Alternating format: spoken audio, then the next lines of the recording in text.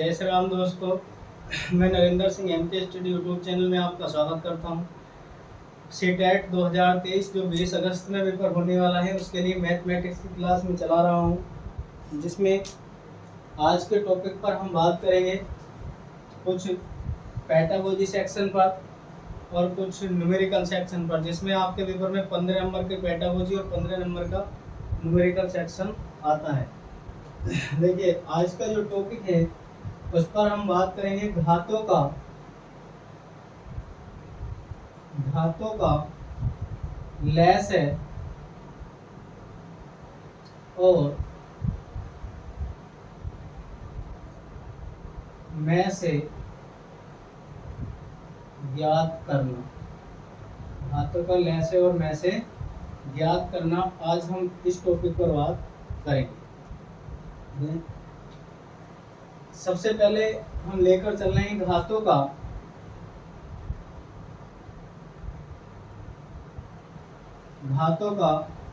मैं से। घातों का मैं से क्या होता है? घातों का मैं से आपको इस टॉपिक से लैसे या मैसे से एक क्वेश्चन अवश्य ही पूछने के लिए मिल जाएगा।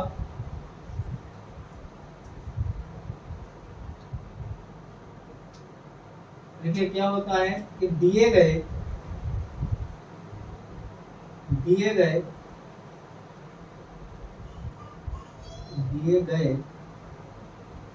घातों में से, जो घात हमें दी गई है उन घातों में से क्या होना चाहिए?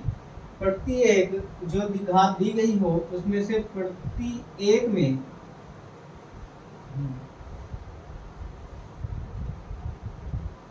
कॉमन आधार की न्यूनतम, उनमें से कॉमन आधार की न्यूनतम घात को घात क्या कहलाती है? घात जो है में से कहलाती है। उनमें से न्यूनतम घात में से कहलाती है। देखिए, मैंने क्या लिखा है क्वेश्चन में, ये इसकी डेफिनेशन है। घातों का में से दिए गए घातों में से प्रत्येक में जो कॉमन आधार वाली घात होगी, न्यूनतम जो सबसे छोटी कॉमन आधार वाली घात होगी, उसे हम घातों का क्या कहेंगे? घातों का में से कहते हैं। घातों का में से और घातों का ले से दोनों पर आपको क्वेश्चन कराए जाएंगे। इनमें से कोई ना कोई क्वेश्चन आपको अवश्य ही पेपर में मिलेगा। आप पिछले पेपर को उठाकर देख सकते हैं। जैसा कि हम इस पर क्वेश्चन लेकर चल रहे हैं, देखिए क्वेश्चन है, ये क्वेश्चन इस पर हम करा रहे हैं 2 की पावर 3 इंटू 3 की पावर 2 है और इंटू 5 की पावर 2 इंटू 11 दिया है। 2 की पावर 2 है, 3 गुणा 5 गुणा 11 की पावर फिर 2 दिया गया। 2 की पावर 2 है, 3 की पावर 5 है, गुणा 5 और गुणा में 11, ये दिया गया है। जैसे ऐसे लिख सकते हैं। 3 की पावर क्या है इसमें क्वेश्चन में दी गई है? 3 की पावर 7 है, 2 की पावर दी गई है 4 और यहाँ पर दिया गया है 7 और 11। ये क्वेश्चन हमें दिया गया है। अब इस क्वेश्चन में हमसे पूछ रहा है कि का में से क्या होगा? का में से क्या होगा ना? हमें इसका में से ज्ञात करना। देखिए भाई, में से ज्ञात करने के लिए सबसे पहले आप इसे सरल फॉर्म में लिखें एक साथ। ऐसे मैंने यहाँ पर लिखा है 2 की पावर 3 गुणा 3 का स्क्वायर गुणा 5 का स्क्वायर, 2 का स्क्वायर गुणा 3 है गुणा 5 है गुणा 11 का स्क्वायर, 2 की पावर 4 है गुणा 3 की पावर 7 है गुणा 7 है गुणा 11। अब हमें सबसे कम घात, जो सबसे कम घात होनी चाहिए इसमें से किसी में रह गया क्या? हाँ, यहाँ पर ये इसमें 11 रह गया। जो सबसे कम घात है इसमें सबसे कम घात वाले को हम लेकर चलते हैं और आपको उससे ही इसका आंसर मिल जाएगा। ध्यान से सुने, देखिए क्वेश्चन में क्या क्या दिया गया है। सबसे कम घात सबसे कम घात इसमें किसकी है, देखो 2 की पावर 2 गुणा 2 इसमें भी आएगा, अरे 2 गुणा 2 कर दिया जाए तो इसमें भी आएगा। और इसमें सबसे कम एक सी संख्या जो भी दी गई है इसकी न्यूनतम पावर क्या लेते हैं हम, में से निकालने के लिए न्यूनतम पावर और लय से निकालने के लिए अधिकतम पावर का प्रयोग हम करते हैं, वो इसका लय से और में से प्राप्त हो जाएगा। इसमें सबसे न्यूनतम जो पावर है में से बराबर क्या होगा, इसका में से बराबर 2 की पावर 2 होगा, 3 की पावर न्यूनतम कितनी है 1 है, और 11 की पावर दोनों में कॉमन दिया गया है, कितना है हमारे पास 11 की पावर में क्या है 1 है, ये हमें दिया गया है। इस प्रकार से इसका जो मैस है, क्वेश्चन का मैस है होगा, घातों का मैस है निकालने के लिए क्या होगा 2 की पावर 2, 3 की पावर 1 और 11 की पावर 1, इस क्वेश्चन का मैस है होगा। इस तरह से जो भी घात वाले क्वेश्चन दिए गए हों हम उन क्वेश्चनों का मैस ज्ञात कर सकते हैं। आप सरलता पूर्वक क्वेश्चन को करें। पहले ये बात ध्यान रखें कि दिए गए जो भी क्वेश्चन दिया गया होगा उस क्वेश्चन में न्यूनतम आधार वाली, जो न्यूनतम घात वाला आधार होगा वही उसका मैस कहलाएगा। तो इसमें न्यूनतम आधार घात वाले आधार जो थे वो 2 की पावर 2 है, 3 दिया गया है और 11 दिया गया है।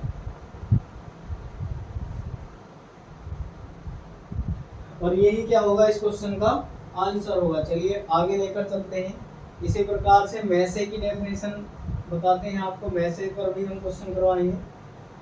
मैसे, ये मैसे की बात चल रही थी, आगे हम लैसे पर क्वेश्चन करवाएंगे। लैसे क्या होता है देखिए, इसे लेकर चलते हैं हम लैसे।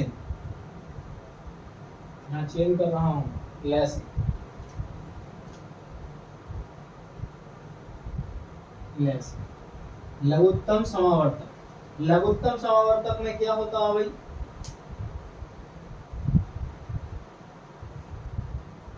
जो दिए गए घात होंगे, दिए गए घातों में अधिकतम, दिए गए घातों में अधिकतम घात वाला आधार, मैं ब्रैकेट में लिख रहा हूं, चाहे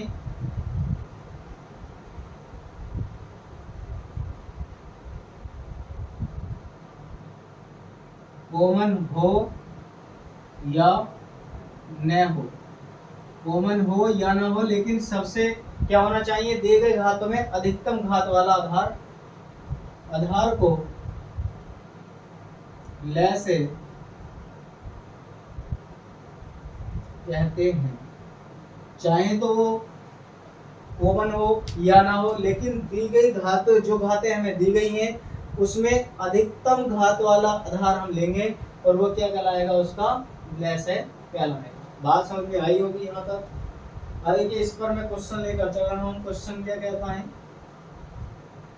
क्वेश्चन में दिया गया है, इसी क्वेश्चन को ले लो, चाहे तो इसी क्वेश्चन को लेकर चलते हैं, इससे ही निकाल लेंगे हम जो ऊपर मैंने अभी लिखा था। मैंने मिटा दिया, क्वेश्चन दोबारा लिख देता हूँ। चलो ये है 2 की पावर 3 गुणा 3 की पावर 2 गुणा 5 गुणा 11 दिया गया था। 5 का भी स्क्वायर है, 2 का स्क्वायर गुणा 3 है गुणा 5 है और गुणा में 11 का स्क्वायर है। आगे दिया गया था हमें 4 की पावर 2 की पावर 4 है और गुणा 3 की पावर 5 है, 7 गुणा 11 का लेस है। हमें इसका ये बताना था कि इसका लेस है क्या होगा, ये हमें क्वेश्चन में दिया गया।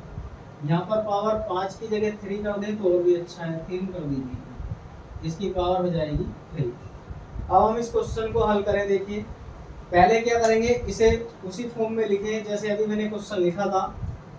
2 की पावर 3 इंटू 3 की पावर 2, 5 की पावर 2 इंटू 11, 2 की पावर 3 इंटू 3 इंटू 5 इंटू 1 का स्क्वायर, 11 का स्क्वायर, ये छोटा लिख दिया मैंने, ज़्यादा छोटा है। 2 की पावर 3 इंटू 3 और यहाँ पर आएगा 5 इंटू 11 का स्क्वायर, 2 की पावर 4 गुणा 3 की पावर 3, 7 गुणा 11, इसका लय से निकालेंगे। क्या निकालेंगे हम? इसका लय से। और लय से क्या होता है, देखिए मैंने ऊपर डेफिनेशन लिखी है लय से की कि दी गई घातों में जो अधिकतम आधार वाली घात, जो अधिकतम घात हो उसके आधार को हम उसका क्या कहते हैं? लय से भी काउंट करते हैं। देखिए आप क्या क्या है सबसे अधिक इसमें, सबसे ज्यादा एक आपको मिल रही होगी 2 की पावर 4, ये नजर आ रही होगी 2 की पावर 4 है, 2 की पावर 4, 3 की पावर 3 है, 5 की पावर कितना है? 2, और 11 की पावर भी क्या है? 2 है, क्योंकि हमने डेफिनेशन में ऊपर लिखा है। और एक संख्या और इसमें बच रही है, अब आप देख कर देखें, इसमें एक चीज और बच रही है, मैंने लिखा है ब्रैकेट में भी, चाहे वो कॉमन हो या ना हो, लेकिन क्या होनी चाहिए? उसकी पावर अधिकतम दी गई घातों में होनी चाहिए। तो यहाँ केवल एक 7 और बच रहा है, उसे भी हम यहाँ पर लगा दें × 7। अब ये इसका लय से निकल जाएगा। दी गई घातों का लय से ऐसे निकाला जाता है। मैं से और लय से मैंने दोनों आपको कराए हैं, दोनों की डेफिनेशन भी आपको लिखवा दी गई है। क्या क्या होते हैं देखिए, यदि लय से होगा तो लय से में वे संख्या लेते हैं, कौन सी? जिसकी पावर न्यूनतम हो। जिसकी पावर क्या होनी चाहिए? न्यूनतम हो। और मैसे में वो संख्या लेते हैं जिसकी पावर न्यूनतम हो, और लैसे में ऐसी संख्या लेते हैं जिसकी पावर है अधिकतम हो। तो मैंने यहाँ पर अधिकतम पावर वाले आधार लिए हैं और उसमें लिए थे न्यूनतम पावर वाले आधार। आपको ये बात समझ में आई होगी। इस प्रकार से हम इन क्वेश्चनों को करते हुए चलेंगे। देखिए आगे एक पैटागोजी सेक्शन का एक इम्पोर्टेंट टॉपिक है हमारे पास, जिसमें से क्वेश्चन पेपर में ज़्यादातर पूछे जा चुके हैं या पेपर में पूछे जाने की भी संभावना इनसे रहती है। इस टॉपिक से कई बार क्वेश्चन भी पूछा गया है और मैं इसी लेकर चल रहा हूँ। अब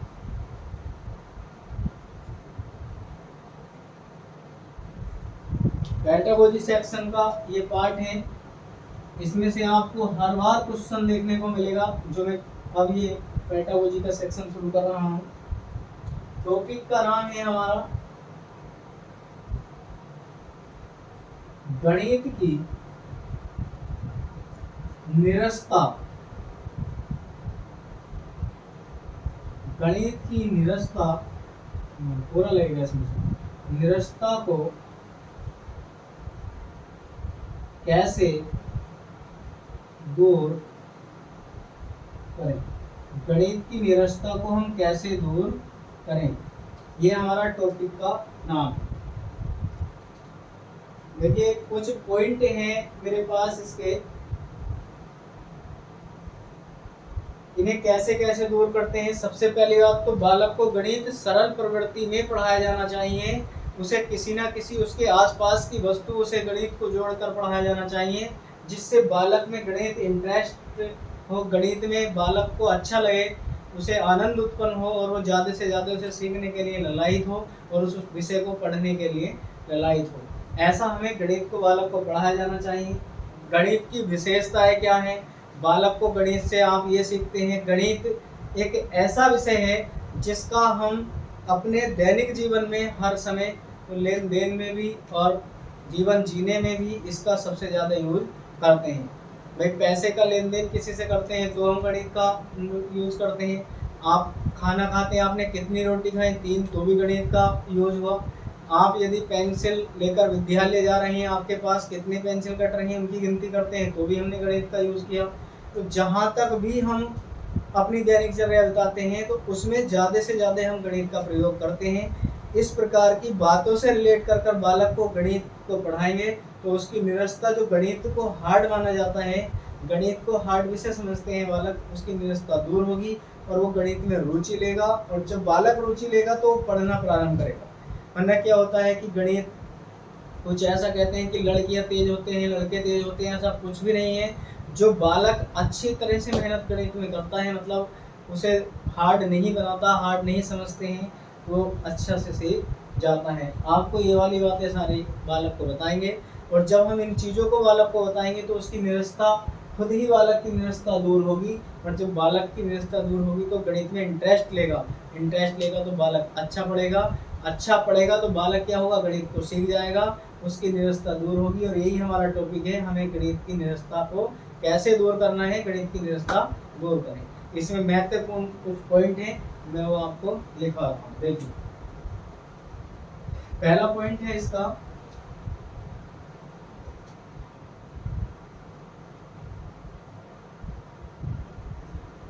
नंबर 1 क्या करेंगे भाई, बालकों को गणित के बारे में बताएंगे। हम बालकों को क्या करेंगे भाई, पहले गणित के बारे में बताएंगे। गणित के बारे में लिख सकते हैं, या ऐसे ऐसा भी लिखो, गणित की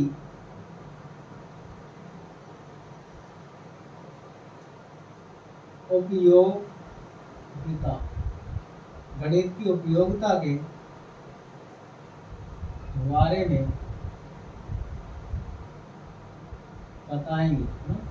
बताएंगे कि गणित का उपयोग हमारे दैनिक जीवन में, अभी मैंने बताया था किस प्रकार से बताएंगे, दैनिक जीवन में कहाँ होता है, गणित को किस प्रकार पढ़ा जाना चाहिए, इस तरह से हम बालक को गणित के विषय में बताएंगे।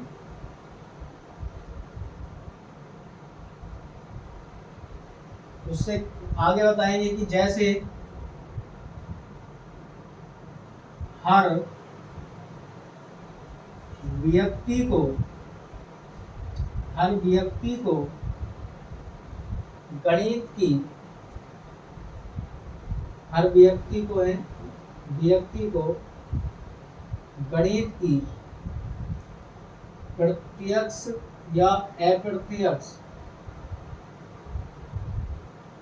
रूप से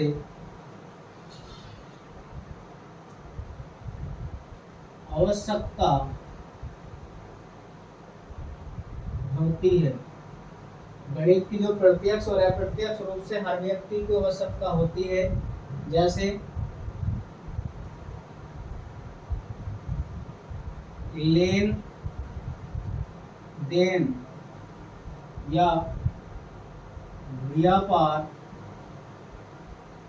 आदि, होता नहीं। इसमें हर व्यक्ति को गणित की आवश्यकता होती है, चाहे वो लेन देन हो, व्यापार हो, अपने दैनिक चर्या में गणित का बहुत एक महत्वपूर्ण स्थान है। नंबर 2 पॉइंट में हम करेंगे बालकों में गणित के प्रति, बालकों में जो है गणित के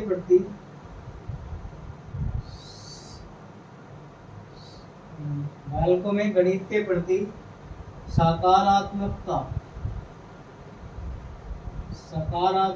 को उत्पन्न करेंगे।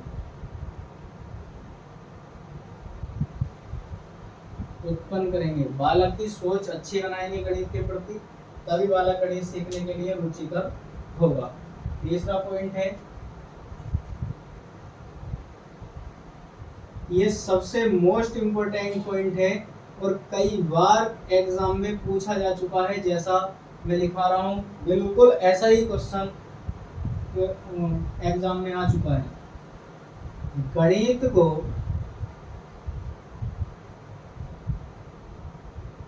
अन्य विषयों से जोड़कर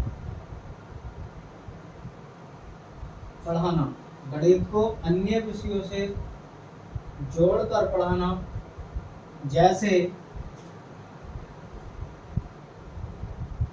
भाषा, कला, विज्ञान, पैटर्न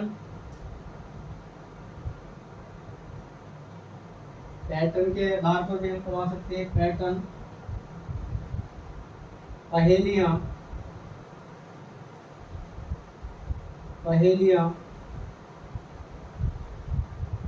किस्से, कहानियां आदि के माध्यम से पढ़ाया जाना चाहिए। आदि के माध्यम से पढ़ाया जाना चाहिए, ये इम्पोर्टेंट पॉइंट है और ये कई बार पूछा जा चुका। अभी मैं इसकी व्याख्या आपको दूंगा कैसे कैसे ये पूछा गया है, देखिए, और कैसे कैसे ये आता है, आपको इसके संबंध में अभी अभी बताया जाएगा। तीसरा चौथा पॉइंट है, चौथा पॉइंट कहता है गणित एक व्यवहारिक विषय है। गणित क्या है? एक व्यवहारिक विषय है। अगला पॉइंट है इससे संबंधित ही,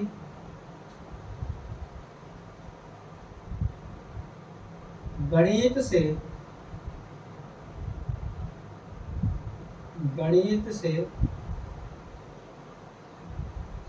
समस्त प्रकार की विचार शक्ति, तर्क शक्ति,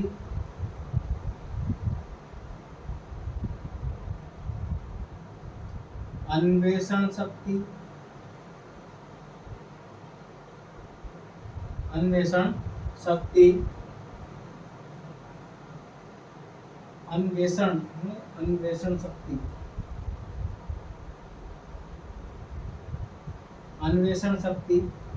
और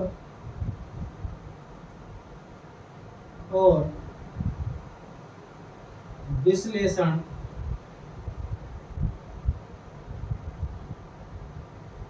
शक्ति का विकास होता है,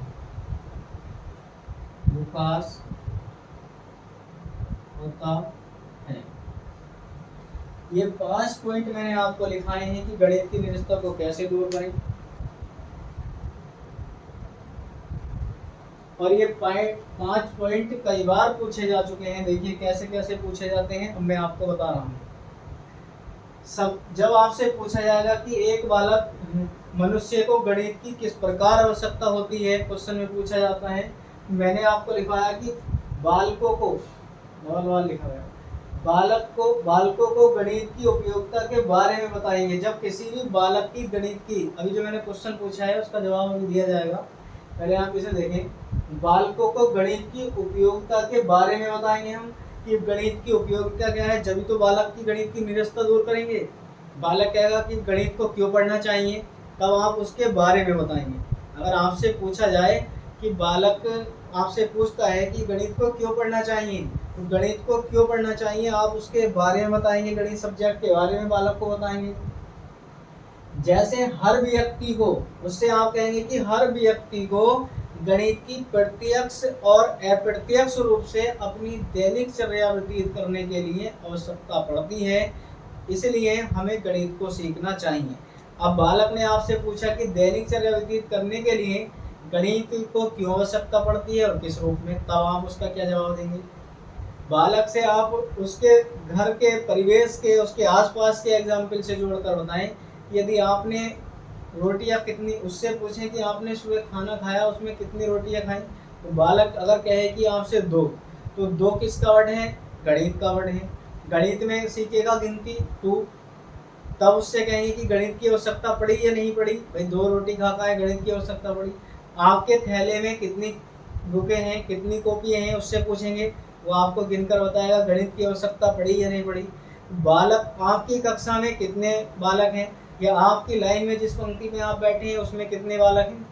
इस तरह से बालक को, आपके विद्यालय में कितने अध्यापक हैं, आपके विद्यालय में कितने प्रिंसिपल हैं, आपके विद्यालय में कितने गेट हैं, इस प्रकार से बालक को अगर आप उसे उसके आसपास की वस्तुओं से, उसके महत्वपूर्ण चीज़ों से जो बालक रोज यूज करता हो आप उससे जोड़कर बताएंगे तो बालक को एक बहुत अच्छा इंटरेस्ट उत्पन्न होगा और बालक को लगेगा कि गणित हमें सीखना चाहिए क्योंकि गणित की आवश्यकता हमें हर स्थान पर पड़ती है। इस तरह से बालक की निरस्ता को दूर हम कर सकते हैं। बालक में गणित के प्रति सकारात्मकता, बालक को जो डर जो भय गणित से होता है हम उस गणित से उसे भय को उससे दूर करेंगे बालक से कि गणित को अच्छी तरीके से पढ़ना चाहिए, गणित से डरना नहीं चाहिए। गणित एक रोमांटिक विषय होता है, गणित के लिए हमें हर समय आवश्यकता पड़ती है। गणित एक इतना महत्वपूर्ण विषय है जिसका हम जीवन में हर एक समय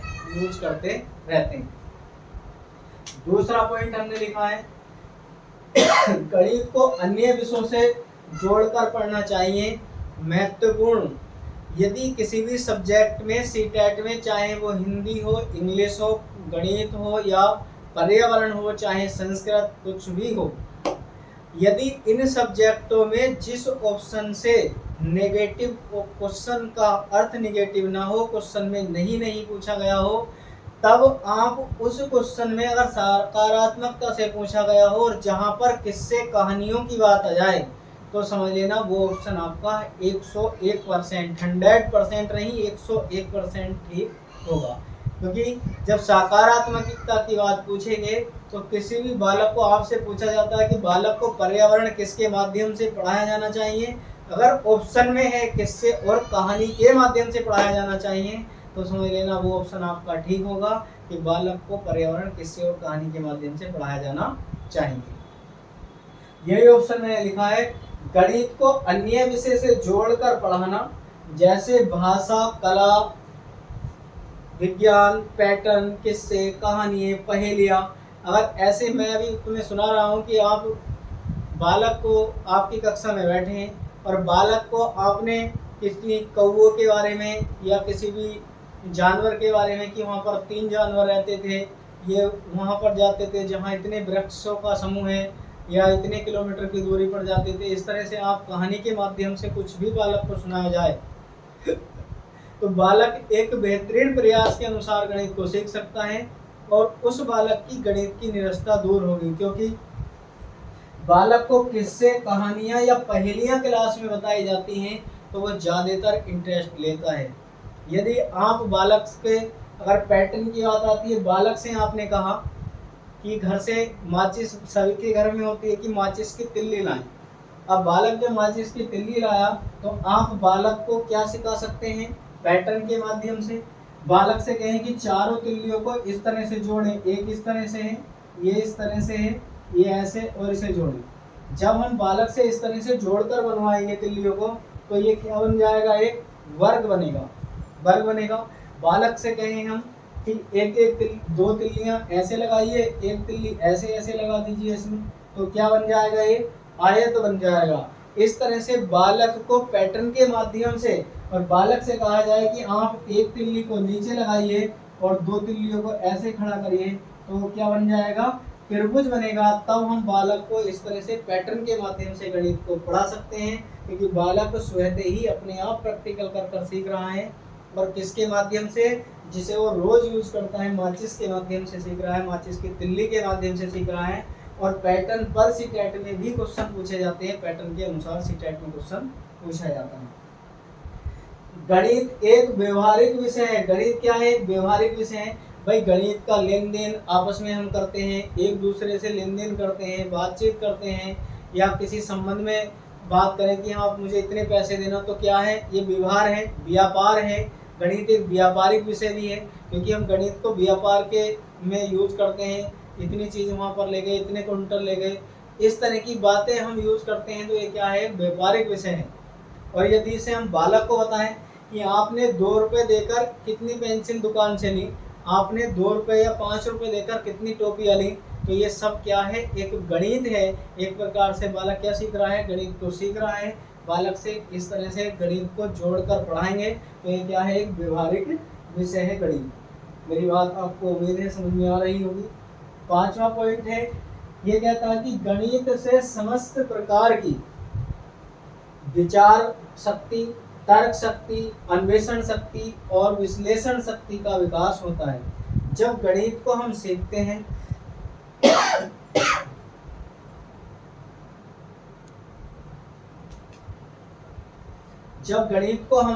हैं तो गणित से हमारे तर्क करने की शक्ति, हमारे अंदर विचार आने की शक्ति बढ़ जाती है। यही क्या कहलाता है? गणित कहलाता है। अन्वेषण मतलब सोचना, सोच की शक्ति बढ़ जाती है, खोजने की शक्ति बढ़ जाती है। जब हम खोजेंगे, सोचेंगे, हल करेंगे उस चीज़ को, तो हमारी सभी प्रकार की विचारधाराओं में, अपने आंतरिक विचारधाराओं में परिवर्तन होगा और गणित की निरस्ता दूर होगी। इस प्रकार से हम गणित को सीख सकते हैं।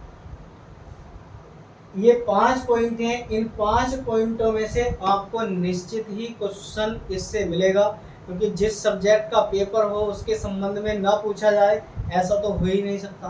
पर्यावरण में आपसे हर बार पूछा जाता है क्वेश्चन, पर्यावरण दिवस कब मनाया जाता है? 5 जून को। सभी बच्चों का ठीक जाता है।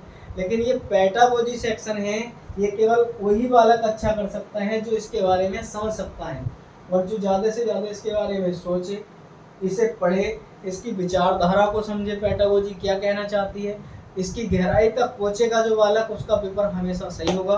फिर दूसरी बात, जब आप पेपर में बैठें तो अपने आप को बालक समझकर बैठें, ना कि आप टीचर। अगर यदि आप टीचर समझकर बैठते हैं तो आपका पेपर निश्चित गलत होगा। यदि आप बालक के अनुसार कि मैं बालक हूँ और मुझे क्या करना चाहिए, ऑप्शन और क्वेश्चन पढ़ने के बाद ऑप्शन में अपने आप को बालक समझकर ढूंढते हैं क्वेश्चन में आंसर को, तो बिल्कुल आपको निश्चित अच्छा आंसर मिल जाएगा। इस पॉइंट को विशेषकर ध्यान रखिए, कई बार आ चुका है, और ये एक ऐसा महत्वपूर्ण पॉइंट है जो हर सब्जेक्ट में आपको हेल्पफुल होगा, चाहे वो कोई भी विषय हो। और ज़्यादातर पूछा जाने वाला पॉइंट है, और देख लेना किसी भी विषय में जरूर पूछा जाएगा। गणित की सबको जरूरत होती है, प्रत्यक्ष रूप से अप्रत्यक्ष रूप से सभी को जरूरत होती है गणित की, ऐसा हमने लिखवा रखा है इसमें। और किसके माध्यम से जोड़कर पढ़ाया जाना चाहिए? गणित में मैंने बहुत कुछ पढ़ा दिया है इसमें पेडागोजी सेक्शन में। पहले मैंने पढ़ाया था गणित किन सूत्रों चिन्हों के माध्यम से चलता है, तो वो भी मैंने आपको उसका क्रम भी लिखवाया है। और अभी कुछ चीज़ें और इसमें पेडागोजी सेक्शन में रही हैं। लगभग आपको सारा कुछ सीट में मिल जाएगा, यदि आप सही से मेहनत करते हैं तब। मेरे मैथ क्लास से आपको ज़्यादा से ज़्यादा क्वेश्चन देखने को पेपर में मिल जाएंगे। आप मेरे साथ मेहनत करें। मैंने आपको ले से और मैं से एक क्वेश्चन आता है घातों का भी, ये भी निकलवा दिया है। साधारण आएगा, साधारण वाला भी मैं क्वेश्चन करवाऊंगा। सार गुणज और सार गुणनखंड ऐसे क्वेश्चन पूछे जाते हैं, इनका अर्थ क्या क्या होता है ये भी मैं आपको बताऊंगा। सारी चीज़ें आपको कराई जाएंगी। यही बस आज की क्लास में यहीं पर एंड करता हूँ। जो भी भाई बहन हमारे चैनल पर नए हैं, एक बार अवश्य सब्सक्राइब करें, क्लास को लाइक करें। जो भी त्रुटि हो या कोई भी विचार आपके मन में हो, या किसी भी प्रकार का कोई क्वेश्चन आप पूछना चाहते हैं, तो कमेंट बॉक्स में टाइप करें, मैं अगली क्लास में उसका जवाब दूंगा। क्लास कैसी लगी, पसंद आई हो तो ज़रूर लाइक करें। MK स्टडी 2023 के नाम से हमारा टेलीग्राम चैनल है, उसे अवश्य ज्वाइन करें। आज के लिए इतना ही। जय हिंद।